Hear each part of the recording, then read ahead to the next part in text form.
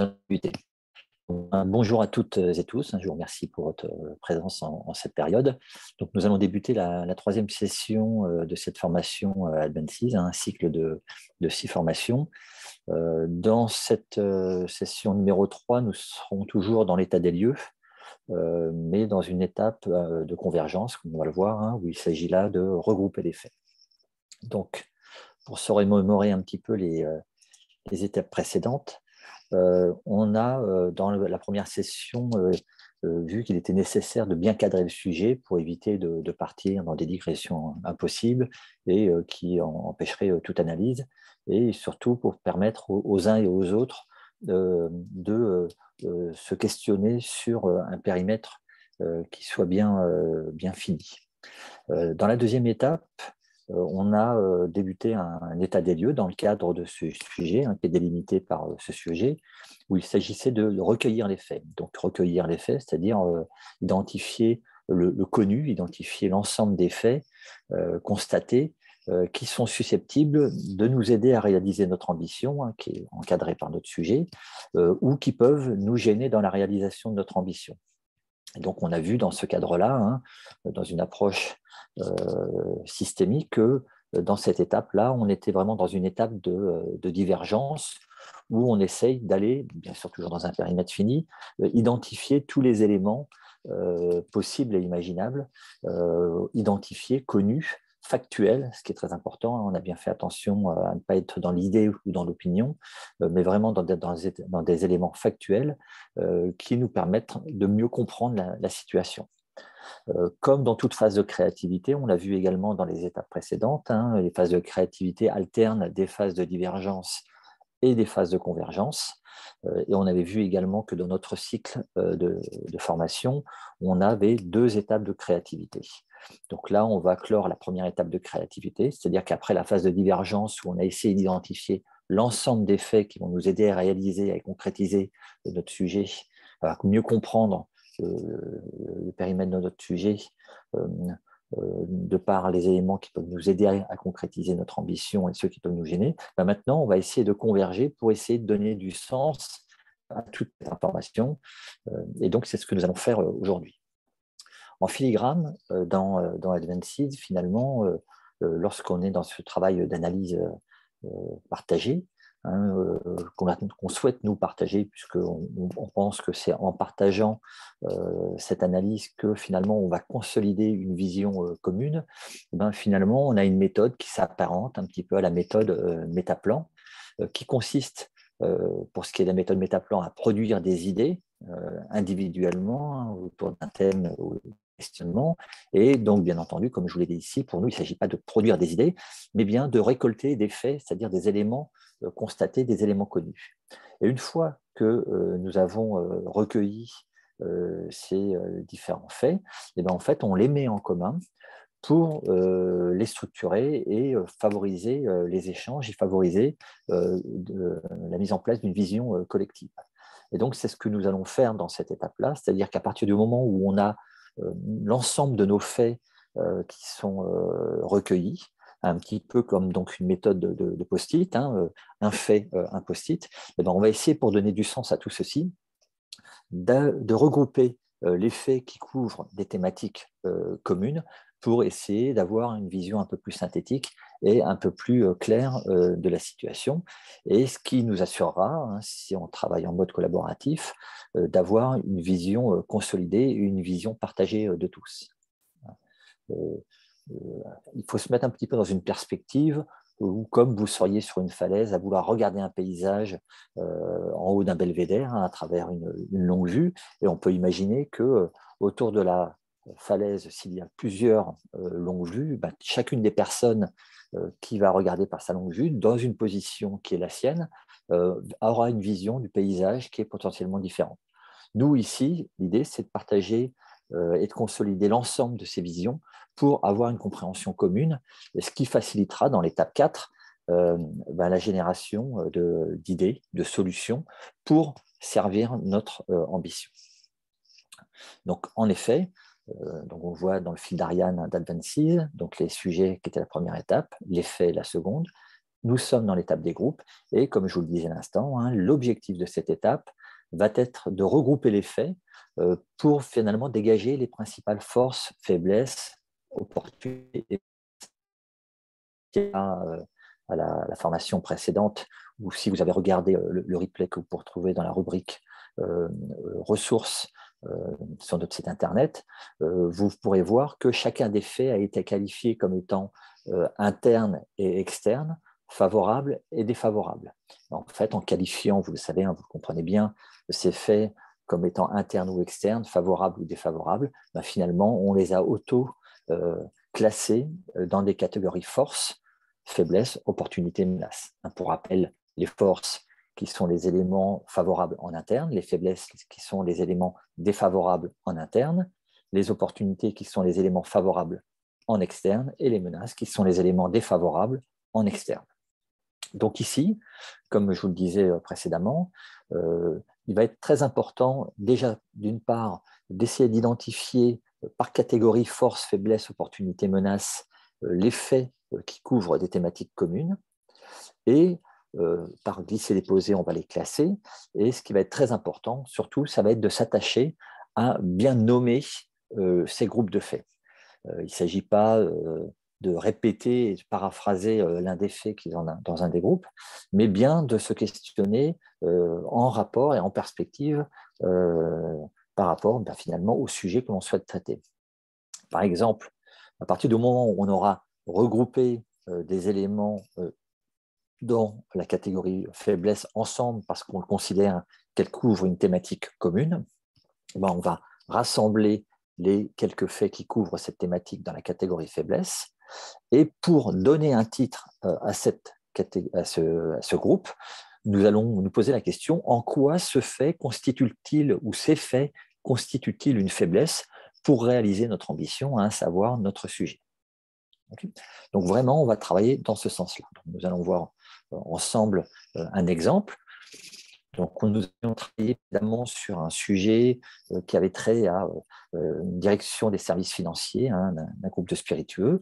Et le sujet, qui est ici en vision synthétique, était de développer une organisation qui permette à cette direction des services financiers, finalement, de réaliser pleinement ses missions auprès de ses clients internes comme externes.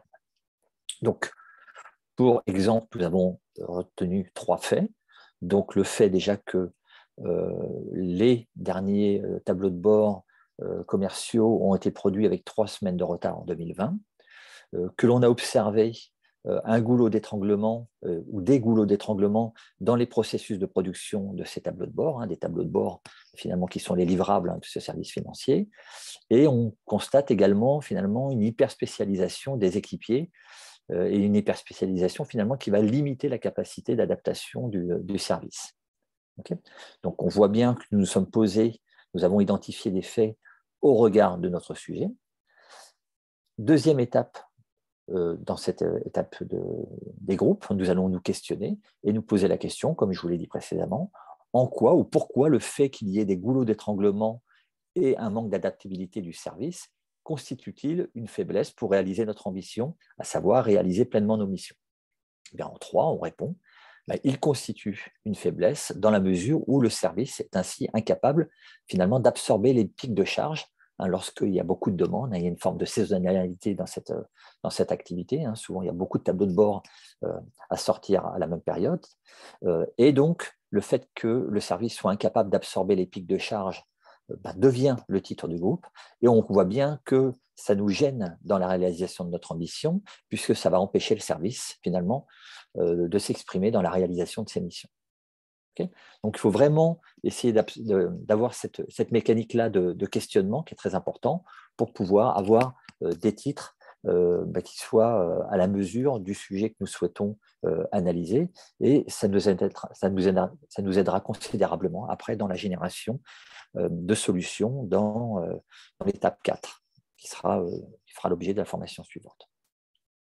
Donc, dans Advances, en fait, quand on est dans l'étape des groupes, donc on voit bien que après les sujets, les faits, nous sommes dans l'étape des groupes. Nous voyons bien les 4 catégories, force, faiblesse, opportunité, menace. Donc là, ici, comme je vous le disais dans notre exemple, nous sommes dans la catégorie faiblesse. Nous avons un certain nombre de faits, mais tous ces faits, faiblesses, ne couvrent pas la même thématique. Donc, nous allons glisser et déposer dans le masque de groupe en dessous les groupes qui couvrent cette thématique. Donc, pour ceci, nous allons prendre le fait par la croix et nous allons le glisser dans le groupe. À partir du moment où nous glissons un premier fait, on a le titre qui se noircit, donc il faudra compléter. Et une fois que nous avons glissé nos différents faits dans le groupe, nous allons pouvoir rédiger le titre. Et comme nous l'avons vu dans l'exemple que je viens de vous montrer ici, le titre, nous le nommerons incapacité organisationnelle à maîtriser les pics de charge ou à absorber les pics de charge. Okay. Donc, je vais vous donner quelques recommandations pour cette étape des groupes. Donc, vous comprenez bien que le travail à ce niveau-là, ça va être de créer des groupes dans chacune des catégories. Donc, des groupes force, des groupes faiblesse, des groupes opportunités, donc, des groupes opportunités, des groupes menaces, ainsi que les groupes force. Okay. Et en fait, finalement, pour chacune des catégories, force, faiblesse, opportunité et menace, vous allez regrouper les faits au contenu sensiblement identique ou similaire. Ce qui est très important, hein, c'est vraiment d'essayer de prendre de la hauteur pour essayer d'imaginer un petit peu finalement les éléments factuels que nous avons récoltés seuls ou à plusieurs qui couvrent finalement les mêmes sujets. Ce qui sera très important également, ce que je viens sur le point sur lequel je viens d'insister précédemment, c'est que le titre, il doit être qualifié. Très, très important. En fait, qualifier, savoir, c'est nous devons tout de suite comprendre en sans être obligé de regarder s'il est dans la catégorie force, faiblesse, opportunité, menace. Donc, nous devons tout de suite comprendre en le lisant en quoi ce groupe constitue une force, une faiblesse, une opportunité ou une menace pour concrétiser notre ambition. Et quand je mets incapacité organisationnelle à maîtriser les pics de charge, je vois bien que la notion d'incapacité, ça constitue en soi quelque chose de plutôt défavorable. Et quand on parle de l'organisation, en général, c'est plutôt des éléments internes. Donc, on est bien dans quelque chose qui est défavorable en interne. Donc, c'est bien une faiblesse. Okay. Le point sur lequel j'avais considérablement insisté également, c'est de ne jamais commencer le titre du groupe par un verbe d'action. On l'avait vu pour les faits, hein, nous sommes dans l'état des lieux. C'est toujours la même chose pour les groupes, hein, nous sommes toujours dans l'état des lieux. Pourquoi? Parce que si vous débutez votre phrase, votre titre ou votre intitulé pour les faits par un verbe d'action, vous n'êtes plus dans le constat, vous êtes dans l'idée, vous êtes dans la solution, vous êtes déjà en train de vous projeter, et donc on n'est plus dans l'état des lieux, on n'est plus dans le constat. Donc toutes les idées, tout le fait de se projeter, les solutions, nous en aurons besoin, mais dans les étapes suivantes. Là, pour l'instant, ce qui est très important, c'est notre objectif, hein, c'est d'arriver à un état des lieux qui soit partagé et qui soit commun à tous. Okay.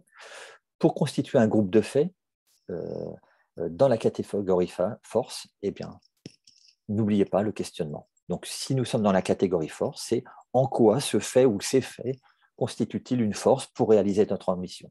Si nous sommes dans la catégorie menace, de la même façon, en quoi ce fait ou ces faits constituent-ils une menace pour réaliser notre ambition? Okay. Faire très attention aussi, puisqu'on a tendance à le faire assez facilement, c'est, comme je vous le disais tout à l'heure, c'est de paraphraser. Donc, attachez-vous à ne pas donner au titre du groupe l'intitulé d'un des faits, préférablement, essayez de vous questionner pour prendre de la hauteur et toujours vous positionner et essayer de trouver un titre qui soit vraiment en relation avec le sujet qui est traité. Si vous avez des faits qui sont quelque part hors sujet ou qui n'ont pas de sens, vous ne les exploitez pas dans Advances et finalement, ils ne seront pas intégrés dans la suite du fil de réflexion, okay, et du fil de décision.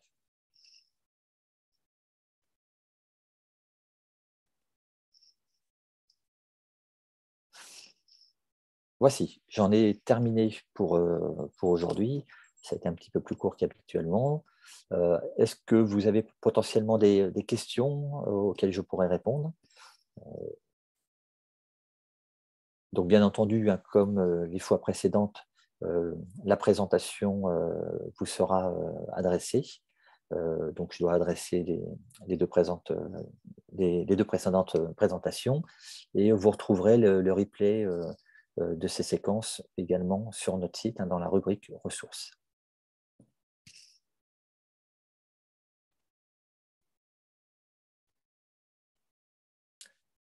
Donc, si vous n'avez pas de questions, je vais vous laisser et vous souhaiter de belles fêtes de fin d'année, du nouvel an pour demain.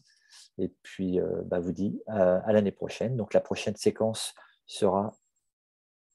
peut-être une question. Très bien, merci Monsieur Gori. Et la prochaine séquence sera jeudi prochain pour la partie solution qui nous amènera sur une autre étape, une étape encore une fois de divergence où on essayera d'identifier identifier un maximum de solutions qui soient susceptibles de nous permettre de réaliser notre vision. Okay. Je vous souhaite une bonne continuation, de bonnes fêtes de fin d'année et puis à l'année prochaine. Merci, au revoir.